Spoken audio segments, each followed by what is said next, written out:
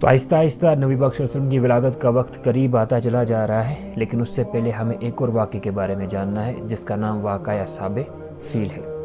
اس کے دو اہم کردار ہیں، ایک تو ابرہ جو یمن کا گورنر تھا، دوسرا حضرت عبد المطلب جو نبی پاک صلی اللہ علیہ وسلم کے دادا تھے۔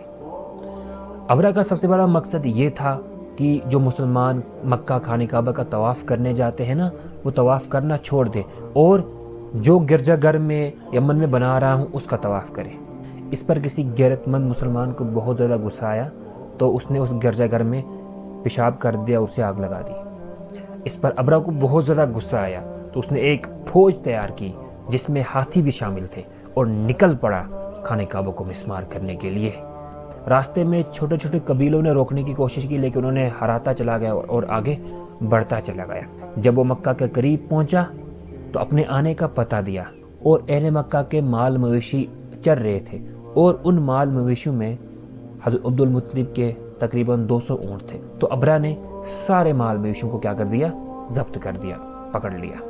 تو جب حضرت عبد المطلب کو پتہ چلا نا ابرہ خانہ کعبہ پر حملہ کرنے کے ارادے سے آیا ہے، تو انہوں نے خانہ کعبہ کا پردہ پکڑا اور اللہ سے دعا کی، یا اللہ اس خانہ کعبہ کی حفاظت فرما، اور لوگوں سے کہا کہ تم مکہ کو خالی کر دو، اور وہاں سے اٹھ کر سیدھے وہ ابرہ سے ملنے چلے گئے اور وہاں ایک تاریخی جملہ کہا، ابرہ میں تیرے پاس اپنے اونٹوں کا سوال کرنے آیا ہوں، تو نے میرے اونٹ پکڑے ہیں نا تو مجھے واپس دے دے۔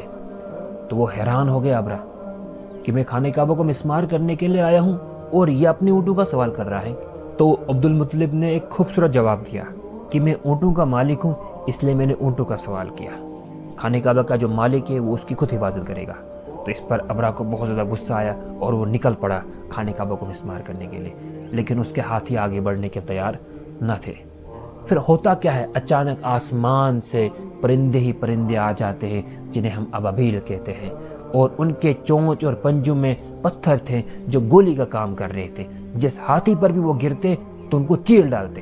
ابرہ جو ایک بہت بڑا لشکر لے کے آیا تھا، سب کا سب خاک ہو گیا، ختم ہو گیا، نام و نشان ختم ہو گیا، لیکن صرف ایک ابرہ کو عبرت کے لیے زندہ رکھا۔ اس کا جسم سڑنے لگا، یمن پہنچتے پہنچتے تڑپ تڑپ کر مر گیا۔